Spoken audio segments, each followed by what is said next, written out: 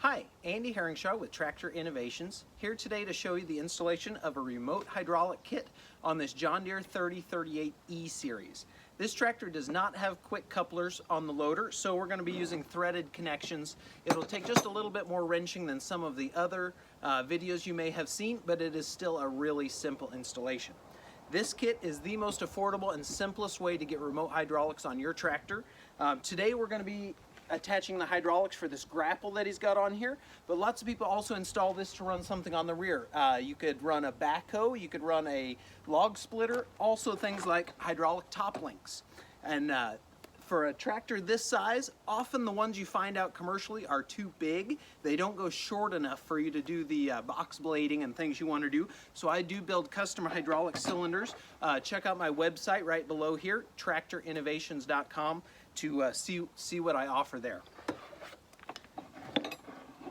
While you're checking out the links below, please like and subscribe. That helps other people find this video and get more out of their tractor. I would really appreciate that. Okay, so this kit that we're going to install comes with the hoses and everything pre-assembled, all the couplers, everything. Comes with a custom bracket, so no drilling onto your tractor.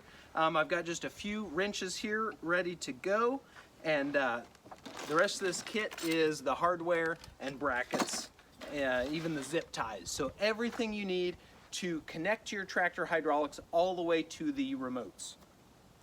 And I'll show you how this functions right after the installation. So stay tuned or fast forward if you just want to see how it works. First step to mounting this switching valve to the tractor is to mount the bracket here to these two bolts on top of the loader valve. To do that, we need 13mm sockets or 1/2 inch, and this bottom one is pretty deep, so a deep socket works best. We're going to loosen these bolts here, and then we'll attach the bracket. This part doesn't matter what I say because we'll put this in fast motion.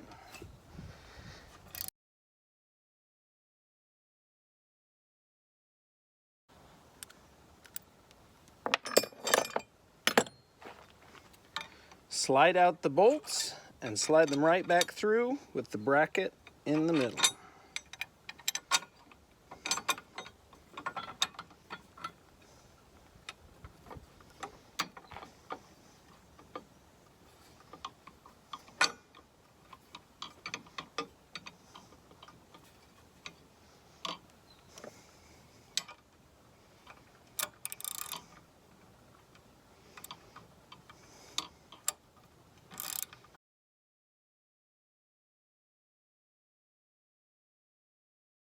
All right, with the same wrenches, put your lock nuts as supplied by the original equipment back on.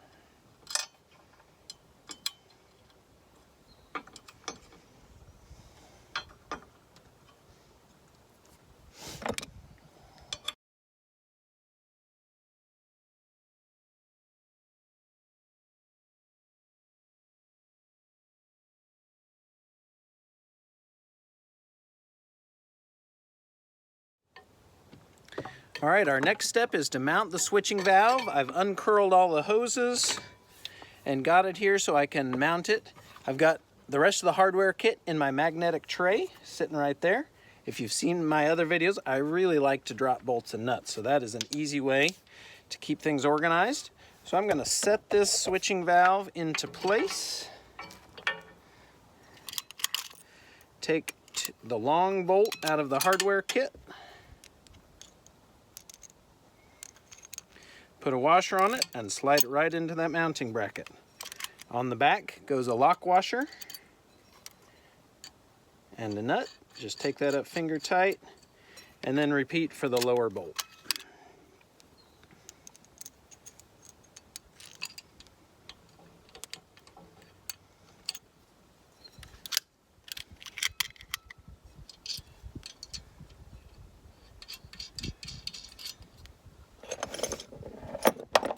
A 1/2 inch wrench, front and back, will tighten that up.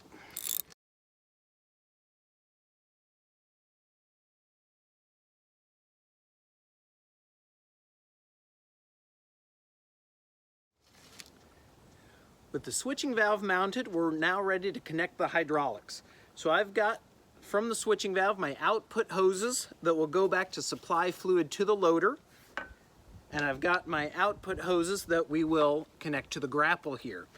Depending on your setup and how long your grapple hoses are, you can tell me any length you want on these output hoses. Some people want them clear up to the front to the crossbar, or if you're running hoses to the back, I'll put 8-foot hoses on them, that's standard, but you can ask for any length hose you want to get the install you want.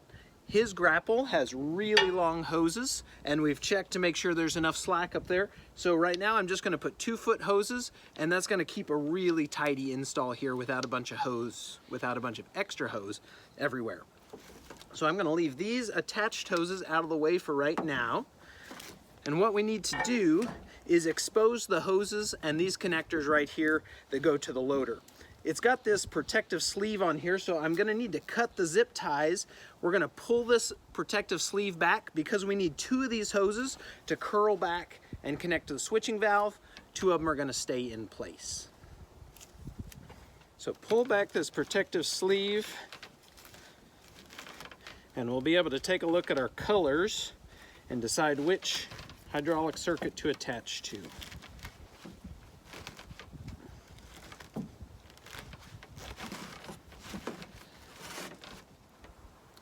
We're now ready to attach the hydraulics, and we need to pick which circuit to attach to. Black and yellow on this tractor are the dump and scoop circuit. Blue and red are the lift circuit. Since we're attaching a grapple, we're going to attach to this dump and scoop circuit. That's going to allow us, when we want to be using the grapple, we'll pull out on the knob, and forward and back motion on the lever will still raise and lower the bucket. Left and right movement will control the grapple. So you'll be able to do a lot of work, and then if you need to fully dump the bucket or adjust that dump angle, you just pop the knob back in, you've got control of your dump angle. Pull it back out, you're ready to lift and grapple. Okay, so we're gonna loosen these 2 connections. Each one of these hoses is gonna curl back and connect to the switching valve. So the black one we're gonna do first, it's on top. We're gonna bring it back to the first position, the front position, and then we're gonna connect this hose right back to that black connection. We'll do that before we loosen the next one. So we'll do them one at a time. Before we open up a hydraulic circuit and before you deal with a hydraulic quick coupler or anything, take the time to release all the residual pressure in your hydraulics. So that's engine off, move this loader lever to all 4 positions several times. Take a minute and lower your 3-point hitch. We just want all the residual pressure in the hydraulic system gone. If you have any other attachments, get rid of that pressure. If you've got a 3rd function installed, you need key on and hit those electronic buttons. We just want all the pressures gone before we open anything up. Also, eye protection is a good idea. Anytime you're opening hydraulics, if there happen to be some pressure, you don't want that in an eye. I've got my 3/4 inch and 7/8 inch wrench. We are gonna crack this hose open gently. There we go. Might get a drop of fluid out of there. And we are actually gonna need to pull this hose out once it's loose. We're gonna need to pull this sleeve up and get it out of the sleeve because we need this hose to go a different direction from the other hoses. That can be a little bit of a pain, but you'll see me do that, then I'll move this hose around. I actually forgot a zip tie on this protective sleeve. There we go, that's off.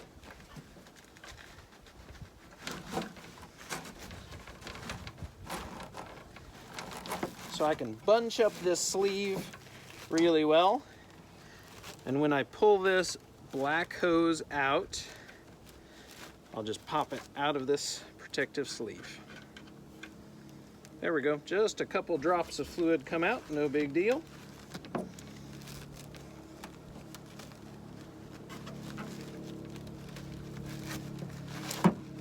All right, it's out of the protective sleeve and I'm gonna route it down under this support bar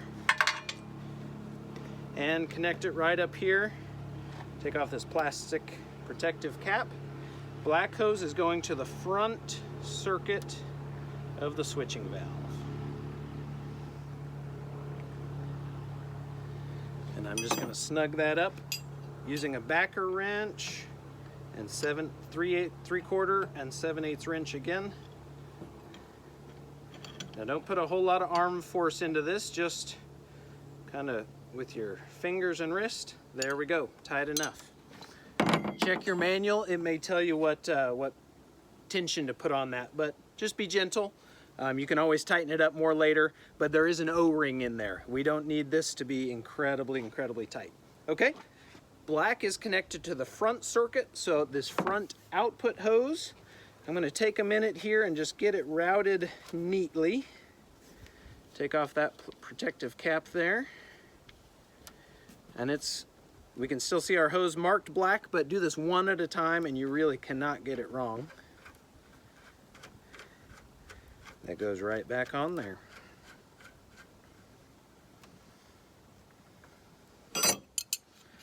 Same size wrenches, we'll tighten that up. Okay, we're going to repeat that for the yellow. Again, we need to get it out of that protective sleeve.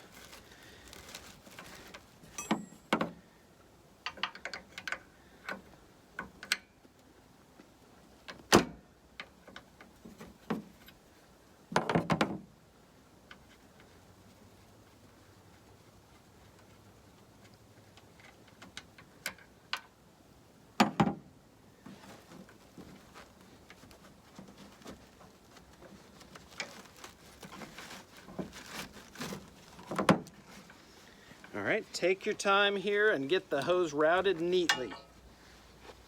You want this installation looking professional when you're done with it. Take a second, get it all routed to look good.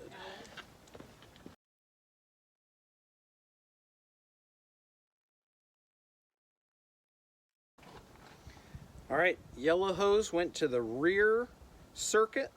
So I'm going to take the rear output hose, take a minute to get it routed neatly, and we're going to go right back to this yellow connector here.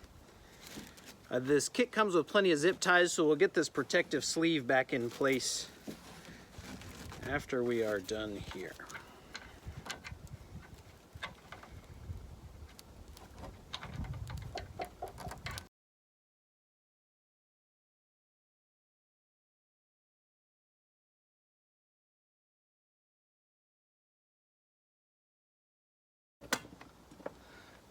That one was just a little tight. I couldn't quite do it by finger, so I had to wrench it the whole way up. Now to finish tightening, make sure you got your backer wrench on there. And just kind of more than finger tight, I'd say wrist tight. You don't need to put your arms into it. Okay, that is it to connect it to your loader hydraulics. The next part is just going to be connecting to whatever implement you've got. Before I get there, I'm going to get this tidied up. I'm going to put this protective sleeve kind of back in place, zip ties on it, and then we'll be ready to hook up the implement. While I'm tidying things up and getting that protective cover back in place, now's a great time to put the knob on your valve. So it goes into this piston right here. Make sure your lock washer is on there and just thread it in.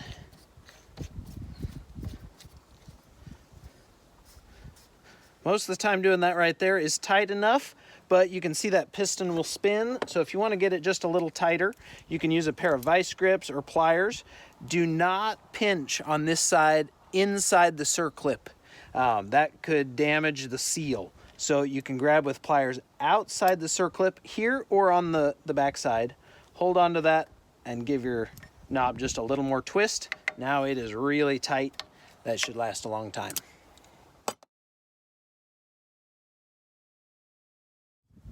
All right, now it's time to get our hoses from the switching valve placed so that we can connect the hoses to the implement.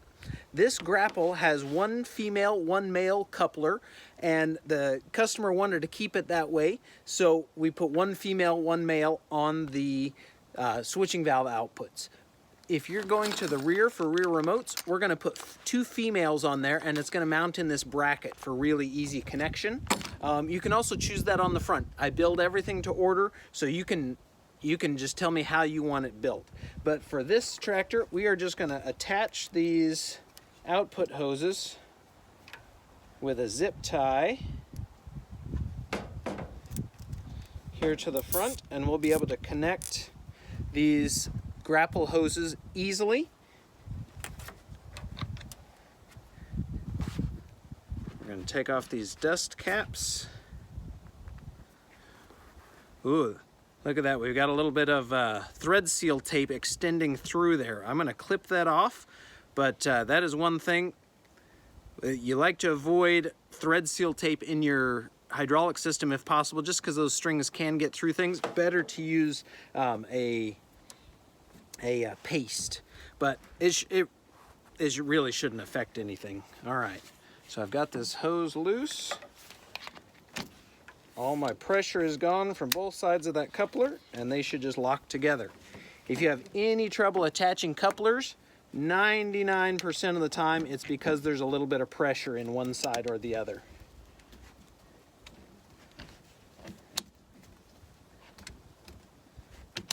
All right, those went together smoothly. I'm gonna route this hose. I think a Velcro strap or something just to hold it here to the side, but still allow it to be removed later is gonna be the solution, and we're ready to test this out. Well, there you have it, the simplest and most affordable way to add remote hydraulics to your tractor. Whether it's going forward to a grapple or rear to some sort of rear remote, log splitter, hydraulic top link, whatever you got, this kit can supply that fluid power. Today we did it on a John Deere, but I also build this kit for Kubota, New Holland, Yanmar, Coyote, any tractor out there. I have yet to find one that I couldn't build a kit for. Now let me show you how this works. I'm starting with the knob in, and I still have complete loader function. I can lift and drop and tilt. Right now the motor's off, so I can only do one of those.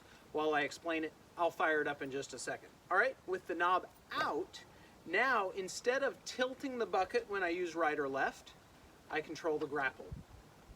Let me fire up the engine and show you exactly how that works. I'm going to start with the knob in. All